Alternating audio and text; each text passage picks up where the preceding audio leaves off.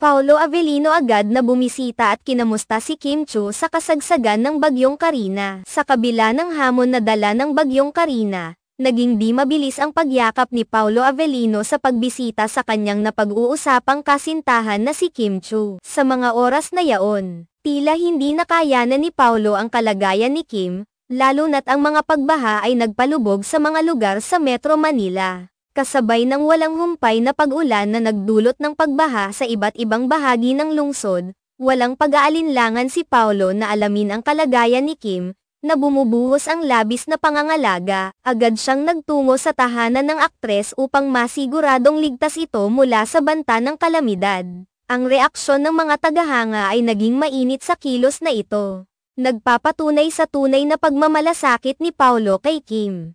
Sa harap ng malupit na pag-iral ng bagyo, tila naging makatao ang hakbang na ito ni Paolo, na nagbibigay diin sa kahalagahan ng personal na pakikiramay at suporta sa panahon ng pangangailangan. Hindi lamang basta-basta ang pagpunta niya sa tahanan ni Kim. Ito ay isang taimtim na kilos ng pag-aalala at pagmamahal. Nag-ugat ang kanyang pagkilos mula sa kanyang puso na puno ng pagmamalasakit sa kanyang kasintahan. Sa kabila ng mga hamon ng panahon, pinatunayan ni Paolo na ang pagmamahal ay hindi lamang salita kundi kilos na nagbibigay lakas sa isa't isa sa mga panahong mahirap.